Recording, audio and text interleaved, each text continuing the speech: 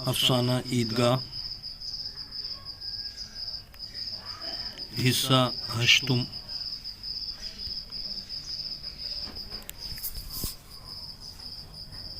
گزشتہ ویڈیوز میں ہم نے دیکھا،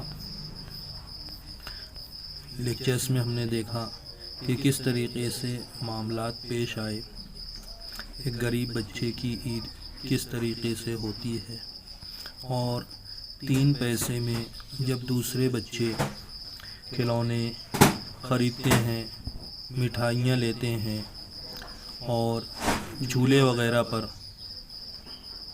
لطف اندوز ہوتے ہیں، تو یہ حامد جو ہے وہ کیا کرتا ہے، دل محسوس کر کے رہ جاتا ہے، اور پھر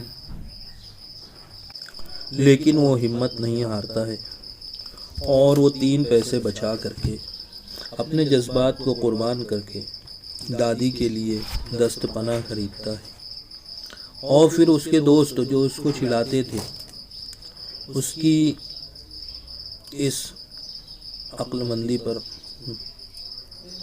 بڑے متاثر ہوتے ہیں، اور پھر وہ اس سے دست پناہ مانگتے ہیں دیکھنے کے لیے، اور اپنے کھلونوں کا موازنہ کرتے ہیں اس کے دست پناہ سے۔ حامد کے اندر بھی ایک طریقے سے کانفیڈنس آ جاتا ہے، اور جب وہ دیکھتا ہے کہ دست پناہ ان کے کھلونوں پر، مٹھائیوں پر بھاری پڑ رہا ہے، تو پھر وہ ان کو جواب دیتا ہے، جو بھی سوالات اس کے دوست کرتے ہیں، اس کو چھڑاتے ہیں، اس کو نیچا دکھانے کی کوشش کرتے ہیں، تو وہ ایک کانفیڈنس کے ساتھ ان کو جواب دیتا ہے۔ جیسا کہ یہاں پر اس نے کہا تھا کہ جب تمہارے دست پناہ کو پولیس پکڑ کر کے لے جائے گی تو اسے جو ہے بچانے کے لیے میرا وکیل آئے گا، یا تمہارا دست پناہ باورچی خانے میں پڑا رہے گا اور میرا وکیل کرسی پر بیٹھے گا۔ تو اس وقت حامد نے شرارت کی بات کی اور یہ کہا کہ جب وکیل صاحب کرسی پر بیٹھیں گے تو میرا دست پناہ آ کر کے انہیں پٹک دے گا اور سارا قانون ان کے پیٹ میں ڈال دے گا۔ بات کوئی لاجیکل بات نہیں ہے، بس یوں ہی حامد نے کہہ دیا، لیکن ڈائلاگ بڑا جاندار رہا کہ تمہارے وکیل کا سارا قانون کیا کرے گا، اس کے پیٹ میں ڈال دے گا۔ تینوں سورما منہ تکتے رہ گئے، جو اس کے تینوں دوست تھے منہ تکتے رہ گئے کہ واقعی میں یہ جو دست پناہ ہے اگر وکیل صاحب کے پیٹ میں چلا گیا تو وکیل صاحب تو اس دنیا سے ہی رخصت ہو جائیں گے۔ حامد نے میدان جیت لیا، گو ثلاثہ کے پاس ابھی گیند، سیٹی اور بت ریزرو تھے، مگر ان مشین گنوں کے سامنے ان بزدلوں کو کون پوچھتا ہے۔ ثلاثہ یہی اس کے جو 3 دوست تھے، انہوں نے سیٹی خریدی تھی، گیند خریدی تھی اور بت خریدے تھے، لیکن اب دست پناہ کے آگے ان کی کوئی حیثیت نہیں رہ گئی، کوئی وقت نہیں رہ گئی۔ وہ اس کی خوبیاں بیان کریں گے تو حامد ان میں بھی نقص نکال دے گا، اس میں کسی کو چون چرا کی گنجائش نہیں۔ ہر ایک جو ہے وہ دست پناہ کی اہمیت کا قائل ہو گیا، اس نے حامد کا لوہا مان لیا۔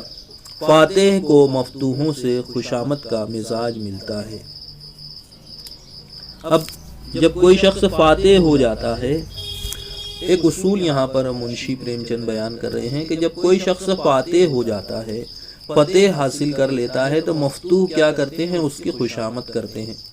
یہ ہمیشہ سے ہوتے آیا ہے، جو پاور میں رہتا ہے، جو اقتدار میں رہتا ہے، اس کے زیر نگی لوگ، شکست خوردہ لوگ، مفتوح لوگ اس کی خوشامد کرتے ہیں، اس کی چاپلوسی کرتے ہیں۔ تو ایسے ہی یہاں پر حامد جیت چکا تھا اور اس کے جو دوست تھے وہ اس کی خوشامد کر رہے تھے، اس کی حضوری کر رہے تھے، اور وہ حامد کو ملنے لگا، خوشامد جو ہے وہ اس کی جانے لگی، اور سب نے 3 آنے خرچ کیے اور کوئی کام کی چیز نہ لا سکے۔ یہ دیگر جو بچے تھے جو حامد کے دوست تھے انہوں نے بھی 3 پیسے خرچ کیے، لیکن کوئی کام کی، کوئی ڈھنگ کی، کوئی اچھی چیز، کوئی مناسب چیز، کوئی کارآمد چیز نہیں لا سکے۔ حامد نے 3 ہی پیسوں میں رنگ جما لیا۔ 3 پیسے حامد نے بھی خرچ کیے، لیکن اس کے 3 پیسے بڑے کارآمد ہو گئے اور اس نے گویا ان 3 پیسوں سے اپنے تمام دوستوں کو شکست دے دی۔ کھلونوں کا کیا اعتبار، 2-1 دن میں ٹوٹ پھوٹ جائیں گے۔ حامد کا دست پناہ تو فاتح رہے گا۔ ہمیشہ صلح کی شرطیں طے ہونے لگی۔ کھلونے کتنے دن چلیں گے؟ 2 دن، 3 دن، 4 دن، 10 دن، 15 دن، لیکن ایک دن تو آئے گا کہ وہ ٹوٹ پھوٹ جائیں گے۔ لیکن دست پناہ ہے جو لوہے کا بنا ہوا ہے، اس کے ٹوٹنے کا سوال ہی پیدا نہیں ہوتا۔ لہٰذا انہوں نے جو ہے حامد سے صلح کرنے کا من بنا لیا۔ محسن نے کہا ذرا اپنا چمٹا دو، ہم بھی تو دیکھیں، تم چاہو تو ہمارا وکیل دیکھ لو حامد، ہمیں اس میں کوئی اعتراض نہیں ہے، وہ فیاض طبع فاتح ہے۔ وہی محسن جو پہلے کچھ نہیں دے رہا تھا، اس کو چڑھا رہا تھا، تنگ کر رہا تھا، اب جب شکست کھا چکا ہے حامد سے، حامد کی جیت یقینی ہو چکی ہے، نظر آ رہی ہے، حامد جیت چکا ہے، تو اب کیا کہتا ہے کہ ذرا اپنا چمٹا دو، ہم بھی دیکھیں، اور اس کے بدلے میں تم چاہو تو ہمارا وکیل لے لو، ہمیں کوئی اعتراض نہیں ہے۔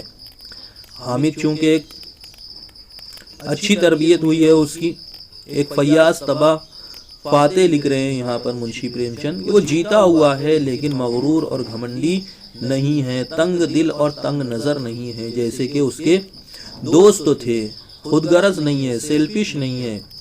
اس لیے وہ کیا کرتا ہے، دست پناہ باری باری سے محمود، محسن، نوری اور سمیع سب کے ہاتھوں میں گیا اور ان کے کھلونے باری باری حامد کے ہاتھ میں آئے۔ اس نے دیا، ایسا نہیں ہے کہ بس اب میں جیت گیا اس لیے اب میں کسی کو نہیں دوں گا۔ فیاض طبع ہے، وسیع ظرف رکھتا ہے، کھلے دل کا مالک ہے،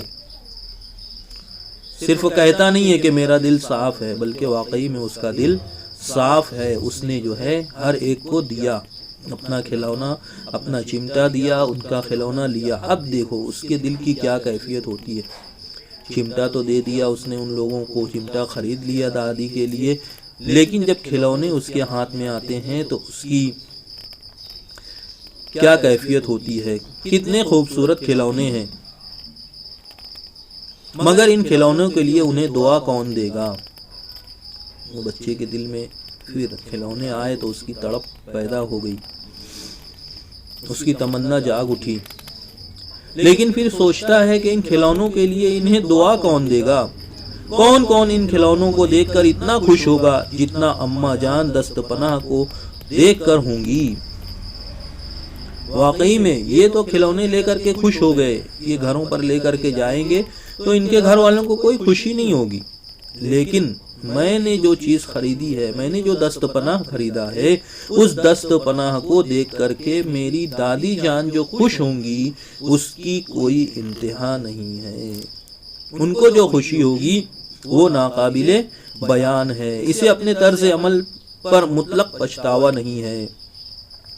پھر اب دست پناہ تو ہے اور سب کا بادشاہ، ٹھیک ہے، ہاں، اسے کوئی پچھتاوا نہیں ہے کہ میں نے کھلونے نہیں خریدے، میں نے دست پناہ خرید لیا، اور پھر لینے کے بعد دست پناہ نے جو ہے دست پناہ سب پر بازی لے گیا، سب کا بادشاہ بن گیا، اس نے سب کو مغلوب کر دیا۔ آگے کیا ہوا؟ پھر راستے میں محمود نے ایک پیسے کی ککڑیاں لی، اس میں حامد کو بھی خراج ملا، حالانکہ وہ انکار کرتا رہا۔ ککڑیاں خریدی اس نے، اور پھر جو مفتو قوم ہوتی ہے وہ فاتح قوم کو خراج دیتی ہے، تو اسی کی مانند یہاں پر حامد کو بھی کیا ملا؟ ککڑیوں میں سے حصہ ملا۔ پہلے اس نے ریوڑیاں مانگی تھی لیکن اسے نہیں دی گئی، اب چونکہ وہ جیت چکا ہے اس لیے وہ انکار کر رہا ہے، اس کے باوجود اسے کیا دیا جا رہا ہے؟ ککڑیاں دی جا رہی ہیں۔ امیر کو سب دیتے ہیں، غریب کو کوئی پوچھتا نہیں ہے. جہاں بھرا ہوا ہو وہاں اور لوگ لا کر کے ڈالتے ہیں، لیکن جہاں ضرورت ہو تو اس کو دیکھ کر کے راستہ بدل دیتے ہیں. محسن اور سمیع نے ایک ایک پیسے کے فالسے لیے. حامد کو خراج ملا. محسن اور سمیع نے بھی جو ہے وہ میوہ خریدا. بیر کے برابر کا ایک میوہ ہوتا ہے کھٹا میٹھا جسے فالسا کہتے ہیں. انہوں نے بھی جو ہے حامد کو اس میں سے دیا. یہ سب کس کی برکت ہے؟ رستم ہند کی برکت ہے. رستم ہند کوئی پہلوان ہے کیا؟ نہیں، یہی چمٹا ہے، یہی دست پناہ ہے جو حامد نے اخلاص سے خریدا ہے. دیکھو یہ تو چمٹے کی بھی برکت نہیں ہے، بلکہ ہم یہ کہہ سکتے ہیں کہ یہ حامد کے اخلاص کی برکت ہے. جس اخلاص کے ساتھ، جس ایثار کے ساتھ، جس قربانی کے ساتھ حامد نے وہ دست پناہ خریدا ہے، خریدتے ہی اس کی برکات کا ظہور ہوا کہ وہ جو دوست تھے جو حامد کو تنگ کرتے تھے، اس کو ستاتے تھے، اس کو پریشان کر رہے تھے، اس کے اخلاص نے انہیں اس کے قدموں میں گرا دیا، اس کے قدموں میں بٹھا دیا، انہیں مفتو بنا دیا اور حامد کو فاتح بنا دیا. تو یہ اخلاص ہے. کوئی آدمی کتنی ہی چال بازی کرے، عیاری کرے، مکاری کرے، چیٹنگ کرے، لیکن جو اخلاص والا ہوتا ہے آخر میں وہی فاتح ہوتا ہے. لوگ لاکھ سازشیں کر لیں، کچھ بھی کر لیں، لیکن اخلاص جو ہوتا ہے وہ رنگ لا کر کے رہتا ہے. تو ایسے ہی حامد نے جو خریدا تھا وہ اس کے اخلاص کی برکت تھی کہ اس کے تمام دوست کیا ہو گئے؟ شکست کھا گئے اس کے اخلاص کے آگے. 11 بجے سارے گاؤں میں چہل پہل ہو گئی. میلے والے آ گئے. محسن کی چھوٹی بہن نے دوڑ کر بہشتی اس کے ہاتھ سے چھین لیا اور مارے خوشی کے جو اچھلی تو میاں بہشتی نیچے آ رہے اور عالم جاویدانی کو سدھارے.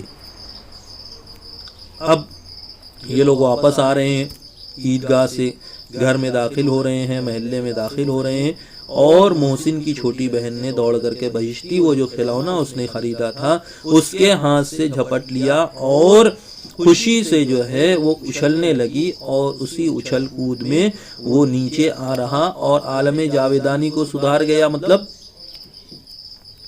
ہمیشہ ہمیشہ رہنے والے عالم کی طرف چلا گیا. مطلب یہ کہ ٹوٹ گیا، ختم ہو گیا، فنا ہو گیا. اس پر بھائی بہن میں مار پیٹ ہوئی. دونوں خوب روئے. ابھی لے کر کے آیا ہے، گھر میں داخل بھی نہیں ہوا، کھیلا بھی نہیں اس سے، اور وہ جو میاں بہشتی تھے پر لوگ سدھار گئے. ان کی اماں جان یہ کوہرام سن کر اور بگڑی. دونوں کو اوپر سے 2 چانٹے رسید کیے. اس کی امی نے سنا اور دیکھا تو وہ بھی بہت غصہ ہوئی اور دونوں کو مار بھی پڑی. میاں نوری کے وکیل صاحب کا حشر اس سے بھی بدتر ہوا. وکیل زمین پر یا طاق پر تو نہیں بیٹھ سکتا، اس کی پوزیشن کا لحاظ تو کرنا ہی ہوگا. دیواروں میں 2 کھونٹیاں گاڑی گئیں، ان پر چیڑ کا ایک پرانا پڑا رکھا گیا. پڑے پر سرخ رنگ کا ایک چیتھڑا بچھا دیا گیا جو منزلہ قالین کا تھا. وکیل صاحب عالم بالا پر جلوہ افروز ہوئے. یہیں سے قانونی بحث کریں گے. نوری ایک پنکھا لے کر جھلنے لگی. وکیل کو کہاں رکھا جائے؟ زمین پر تو نہیں رکھا جا سکتا. تو پھر اس کو جو ہے کیا کیا گیا، 2 کھونٹیاں گاڑ کر کے اس پر ایک چیڑ کا پڑا رکھا گیا، پرانا پٹرا وغیرہ رکھا گیا کھونٹیاں گاڑ کر کے، اور اس پر ایک کپڑا بچھایا گیا سرخ رنگ کا، جیسے کہ قالین بچھائی جاتی ہے، سرخ قالین ہوتی ہے، اور اس پہ وکیل صاحب کو بٹھایا گیا. اور نوری پنکھا لے کر کے اس کو جھلنے لگی. بچے ہیں، کھیل رہے ہیں وہ لوگ. کوئی ڈاکٹر بنتا ہے اور کوئی دادی بنتی ہے، کوئی نانی بنتی ہے، کوئی دکاندار بنتا ہے. بچے جب کھیلتے ہیں تو کوئی ٹیچر بنتا ہے، بہت ساری چیزیں. تو یہیں پر وہ اس کو وکیل کو جو ہے وہ پنکھا جھلنے لگی نوری. پھر کیا ہوا معلوم نہیں، پنکھے کی ہوا سے یا پنکھے کی چوٹ سے وکیل صاحب عالم بالا سے دنیا فانی میں آ رہے. وہاں پر رکھ کر کے اس کو پنکھا جھل رہی تھی، پنکھے کی ہوا سے یا پھر اس کے پنکھے کے دھکے سے جو ہے وہ وکیل صاحب نیچے آئے اور ان کی مجسمہ خاکی کے پرزے ہوئے. اور پھر وہ جب اوپر سے نیچے گرا تو पुर्जे पुर्जे हो गया, बिखर गया। फिर बड़े जोर का मातम हुआ और वकील साहब की मैयत पारसी दस्तूर के मुताबिक कूड़े पर फेंक दी गई ताकि बेकार न जाकर ज़ागो ज़गन के काम आ जाए। उस जमाने में वकील जो हुआ करते थे वो पारसी हुआ करते होंगे, इसलिए जो है यहाँ पर मुंशी प्रेमचंद ने जिक्र किया है। और फिर वो वकील भी कहाँ गया, कूड़ेदान पर फेंक दिया गया। मिट्टी का बना हुआ है, लेकिन वो जो रस्म है पारसियों की, उसको यहाँ पर उन्होंने बयान किया कि वो मुर्दों को दफन नहीं करते, जलाते भी नहीं है, बल्कि खुले मैदान में छोड़ देते हैं, जहाँ पर परिंदे आकर के, जो गोश्तखोर परिंदे हैं, गिद्ध वगैरह, वो आकर के उसको खाते हैं। उनके इसके पीछे उनका जो भी अकीदा रहा हो। और अभी तो गिद्ध वगैरह भी कम हो रहे हैं माहौलियाती तब्दीलियों की वजह से। ये एक बड़ा मसला भी जो है वो उनके सामने अभी आ रहा है।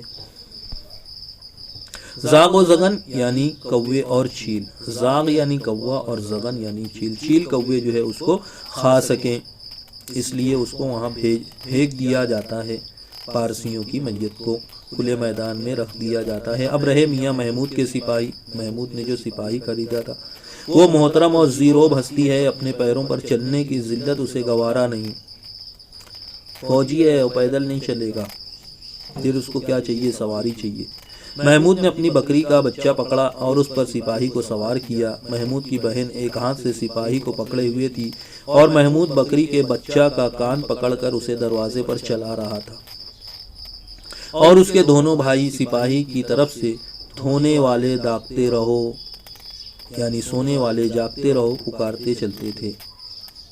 मालूम नहीं क्या हुआ, मियाँ सिपाही अपने घोड़े की पीठ से गिर पड़े और अपनी बंदूक लिए जमीन पर आ रहे।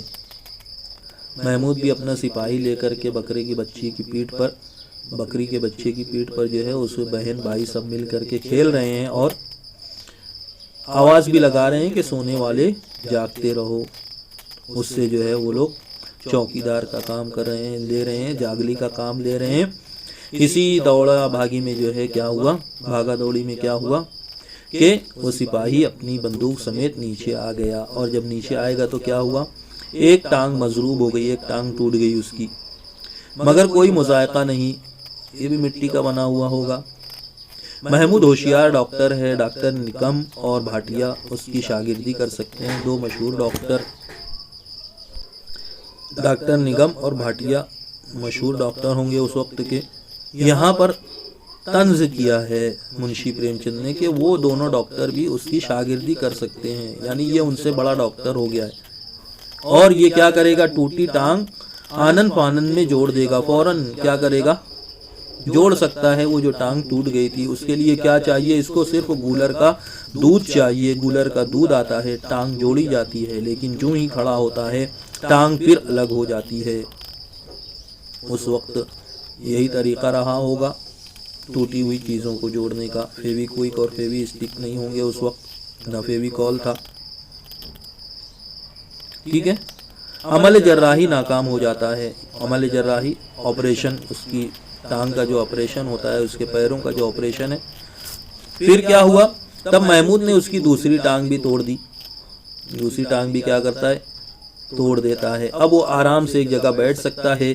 एक टांग से तो ना चल सकता था ना बैठ सकता था। अब वो गोशा में बैठकर टट्टी की आड़ में शिकार खेलेगा। सिपाही अब क्या करेगा, टट्टी की आड़ में वो पर्दा या आड़ जो जिसकी आड़ में बैठ करके शिकार खेला जाता है। यहाँ पर तंज किया है मुंशी प्रेमचंद ने कि अब ये बैठा रहेगा और बैठे बैठे शिकार खेलेगा। जिसके दोनों पैर टूटे हुए हैं वो शिकार कर सकता है क्या, नहीं कर सकता है। मतलब ये कि ये भी बेमसरफ हो गया, बेकार हो गया। अब मियाँ हामिद का किस्सा सुनिए। अमीना उसकी आवाज़ सुनते ही दौड़ी और उसे गोद में उठाकर प्यार करने लगी। दफतन उसके हाथ में चिमटा देखकर चौंक पड़ी। ये दस्तपना कहाँ था बेटा, पूछ पड़ी हूँ, कहाँ था, कहाँ से लाया तू? मैंने मोल लिया है 3 पैसे में, बताया उसने हामिद।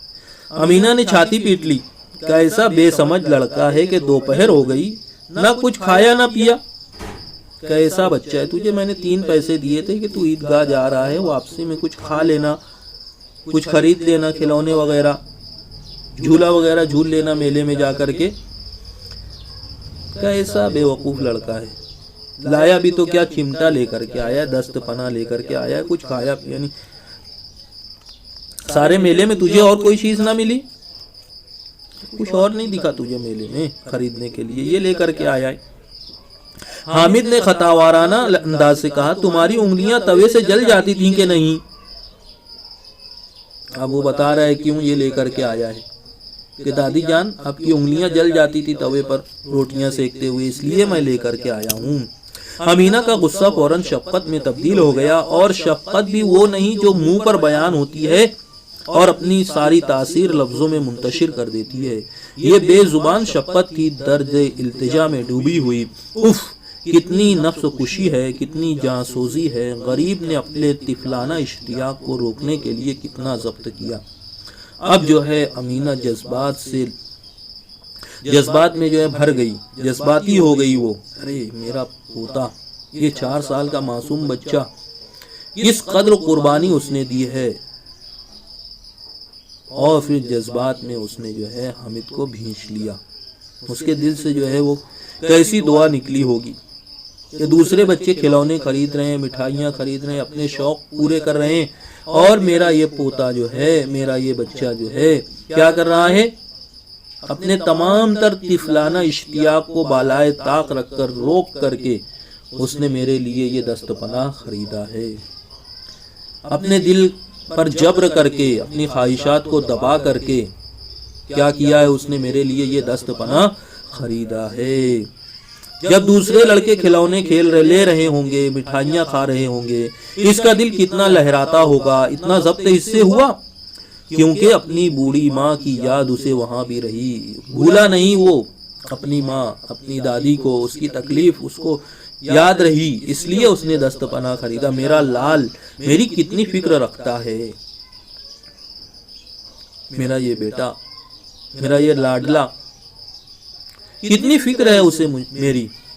اس کے دل میں ایک ایسا جذبہ پیدا ہوا کہ اس کے ہاتھ میں دنیا کی بادشاہت آ جائے اور اسے حامد کے اوپر نثار کر دے۔ کاش کہ میرے پاس آج ہفت اقلیم کی سلطنت ہوتی اور میں اپنے پوتے پر نثار کر دے دی۔ یہ جذبات جو ہے اس بوڑھی خاتون کے دل میں پیدا ہوئے۔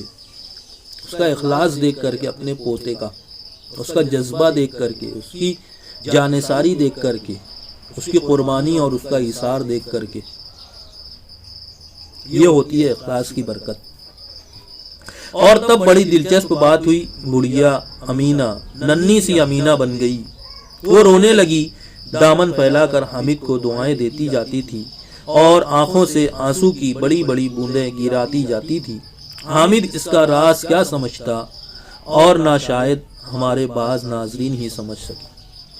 اور پھر وہ بوڑھی جو تھی، 60-70 سال کی بڑھیا جو تھی، وہ چھوٹی سی بچی بن گئی، اور پھر وہ جو ہے دامن پھیلا کر کے حامد کو دعائیں دینے لگی۔ حامد نے خریدا تھا کہ یہ جو دعائیں ملتی ہے وہ سیدھا خدا کی بارگاہ میں جاتی ہیں، خدا کی درگاہ میں جاتی ہیں، بڑوں کی اور بزرگوں کی دعائیں، اس کا مقصد جو ہے وہ پورا ہوا۔ حامد کو سمجھ میں نہیں آیا کہ میں نے اس دادی کے لیے دست پناہ خریدا ہے تو دادی کو خوش ہونا چاہیے، تو وہ کیوں رو رہی ہے؟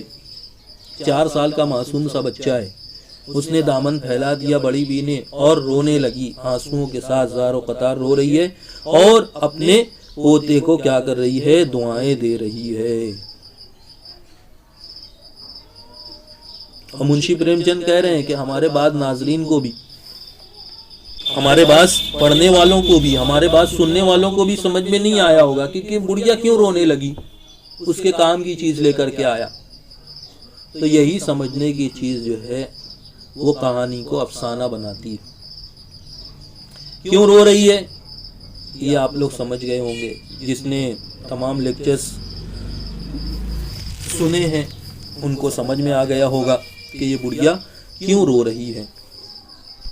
اس طریقے سے یہ ایک عمدہ افسانہ منشی پریم چند کا ہے، جس میں 2 کردار ہیں اہم، حامد اور اس کی دادی، اور ضمنی کرداروں میں حامد کے دوست ہیں، منظر نگاری ہے، جذبات نگاری ہے، مکالمہ نگاری ہے، دلچسپی ہے، تمام چیزیں جو افسانے کے اجزاء اس کے اندر موجود ہیں، اور وہی اس افسانے کو ایک شاہکار افسانہ بناتے ہیں۔ یہاں پر ہمارا یہ افسانہ مکمل ہوتا ہے۔ اگلے لیکچر میں انشاءاللہ ہم لوگ جو دوسرا افسانہ ہے توبہ ٹیک سنگھ، اس پر گفتگو کریں گے۔ بہت شکریہ۔